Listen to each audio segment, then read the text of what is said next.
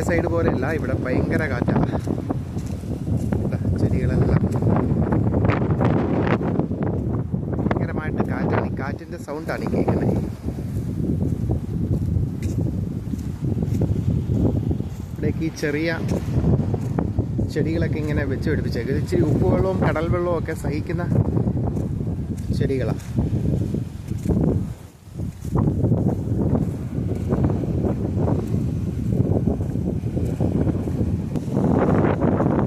ഇങ്ങനെ നീണ്ടു കിടക്കുന്നു. പിന്നെ കടലിലേക്ക് ഇങ്ങനെ നീട്ടിയിട്ടേക്കും. അധികം ആൾക്കാരെ റെക്കമെൻഡ് ചെയ്യാറില്ല, കാരണം കരിങ്കല്ലൊക്കെ വീണ് ചിലപ്പോൾ അപകടമൊക്കെ ഇവിടെ ഉണ്ടായിട്ടുണ്ട്. പക്ഷേ എക്സ്പീരിയൻസ് ആയിട്ടുള്ള ആൾക്കാർക്ക്, പ്രാക്ടീസായ ഈ പ്രദേശത്തെക്കുറിച്ച് അറിയാവുന്നവരൊക്കെ അവിടെ പോയി മീൻ പിടിക്കാറൊക്കെ ഉണ്ട്. ചൂണ്ടയിട്ടാൽ ഇവിടെ കുഴപ്പമില്ല. വല വീശാൻ പറ്റത്തില്ല, കാരണം ഇവിടുത്തെ പൊതു റൂളാണത്. ഇടവഴി കൂടി പോയാൽ നമുക്ക് ഇത് കാണാം.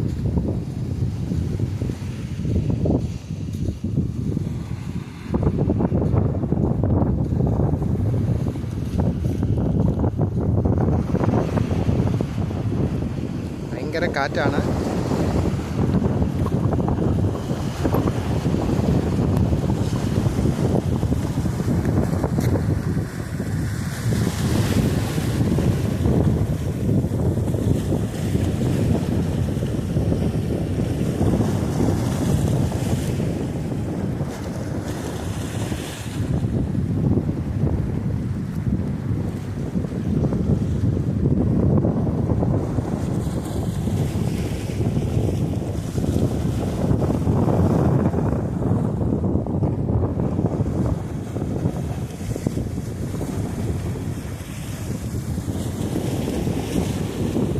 കടലിൻ്റെ ഉള്ളിലേക്ക് നമ്മൾ ഒരുപാട് വന്നു.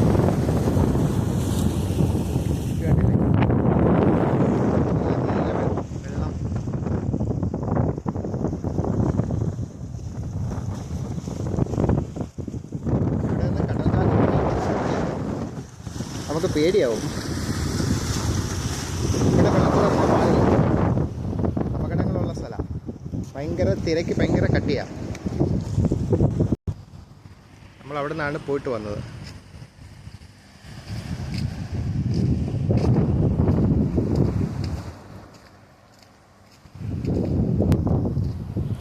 ഇതിങ്ങനെ ഇവിടുന്ന് ഇതിൻ്റെ ഉള്ളിലേക്കാണ്. നമ്മൾ ആ ബാസ്കറ്റ് ബോൾ നേരത്തെ കണ്ടില്ലേ, ആ കോട്ടിൻ്റെ ഇപ്പുറത്തെ സൈഡാണ്.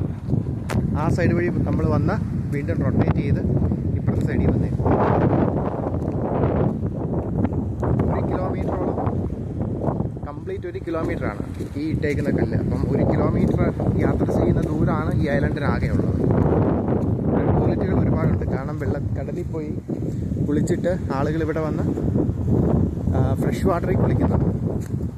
ഇവിടുത്തെ ഒരു പ്രശ്നം എന്ന് പറഞ്ഞാൽ, നമ്മൾ കടൽ വെള്ളം ശുദ്ധി ചെയ്താണ് ഈ ഫ്രഷ് വാട്ടർ ഉണ്ടാകുന്നത്. അപ്പം ഡീസൽ അടിച്ചാണ് ഇവിടെ ഇലക്ട്രിസിറ്റി ഉൽപ്പാദിപ്പിക്കുന്നത്. അപ്പം ഭയങ്കര എക്സ്പെൻസീവാണ് ഒരു ദിവസം ഈ റിസോർട്ട് നടന്നു പോകുന്നതെന്ന് പറഞ്ഞാൽ. ഇതുണ്ടല്ലേ വലിയ ഹട്ടുകൾ. ഈ ഹട്ടിൽ വന്ന് ഇവർക്ക് ഫുഡ് ഉണ്ടാക്കാം. ഗ്യാസൊക്കെ ഇവിടെ പ്രൊവൈഡ് ചെയ്യും. അപ്പോൾ ഇഷ്ടമുള്ള ഫുഡ് ഉണ്ടാക്കി അവരുടേതായ രീതിയിലുണ്ടാക്കി ആ കടലിൽ പോയി കുളിച്ച് ഈ ഫ്രഷ് വാട്ടറിൽ വന്ന് കുളിച്ച് ആവശ്യമുണ്ട് റൂം എടുത്ത് ഡ്രസ്സൊക്കെ ചേഞ്ച് ചെയ്ത് വീട്ടിൽ പോകും. ഇവിടുത്തെ ആളുകൾ എല്ലാ ദിവസവും തന്നെ മിക്കവാറും എല്ലാ ആഴ്ചയിലും ഇവിടെ വന്ന് ഇങ്ങനെ ഫാമിലിയായിട്ട് ഭയങ്കരമായിട്ട് ആഘോഷിക്കാറുണ്ട്.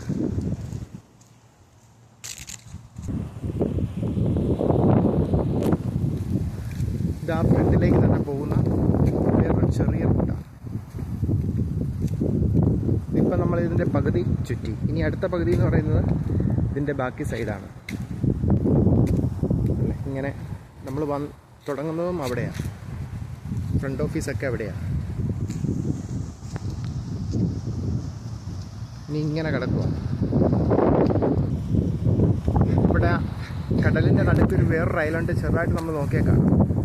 അത് ശരിക്കും ഇന്ത്യൻ ആർമിക്ക് കൊടുത്തേക്കുന്നത്. ഇന്ത്യൻ ആർമി ഇവിടുത്തെ ട്രെയിനിങ്ങും കാര്യങ്ങളൊക്കെ കുറേയൊക്കെ ചെയ്യുന്നുണ്ട്. അപ്പം ആ ട്രെയിനിങ് സെൻ്ററാണ് ആ കാണുന്നത്. കൂടാതെ ഒരു വലിയ കപ്പൽ കടലിൽ കൂടി പോകുന്നുണ്ട്. അത് ഡീസൽ ക്യാരി ചെയ്യുന്ന കപ്പലാണ്. എൻ്റെ തൊട്ട് തൊട്ടപ്പുറം ഒരു ഐലൻഡ് ചെറുതായിട്ട് നോക്കിയാൽ കാണാം.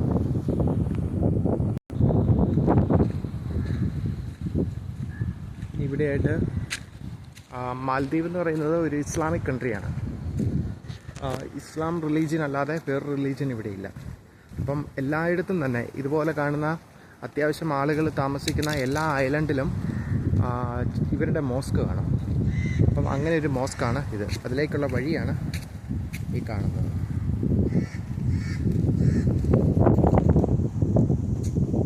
ഇതാണ് മോസ്ക്. മോസ്കിന് ചുറ്റും ഫുഡ് കഴിക്കാൻ പോകുന്ന ഏരിയയിലേക്കുള്ള വഴിയാണ് അങ്ങോട്ട് കിടക്കുന്നത്. മറ്റേ നമ്മൾ 2 വഴികൾ തമ്മിൽ ക്രോസ് ചെയ്യുന്ന റോഡാണ് ഈ കിടക്കുന്നത്. പക്ഷേ ഇത് കൂടാതെ ഇനിയും ഇങ്ങോട്ട് വേറെയും റോഡുകളുണ്ട്. ബാക്ക് സൈഡും കൂടി കാണാം. ഇതിവിടുത്തെ കിച്ചനാണ്, ഫുഡൊക്കെ കഴിക്കുന്ന സ്ഥലമാണ്. ഇതിൻ്റെ പുറകു സൈഡാണ്.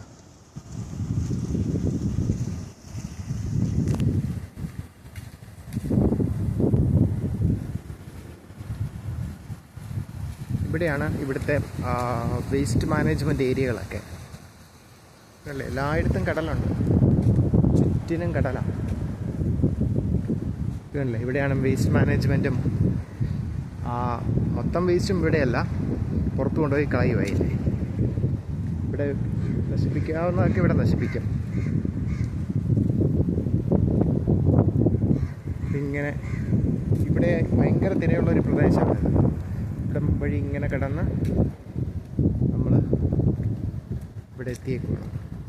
ബാക്ക് സൈഡ് ഇവിടെയാണ് എൻ്റെ ഡീസൽ സ്റ്റോർ ചെയ്യുന്നത്,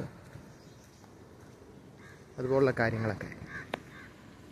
ഇവിടെ എത്തിയിട്ട് ഒരു സൈഡിലേക്കും കൂടിയുണ്ട്, വേണ്ടല്ലേ.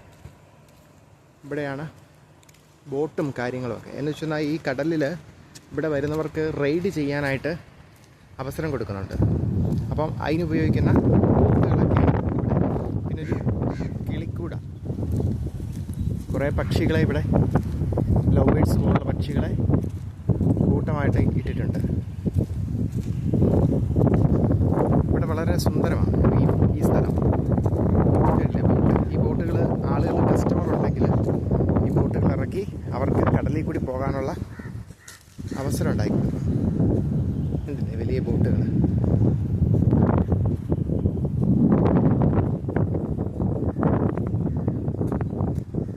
ഇതും കടലിലിറക്കി ഈ ബോട്ട് ഇതേ കണക്ട് ചെയ്ത് ഇതേ പിടിച്ച് വലിച്ചോണ്ട്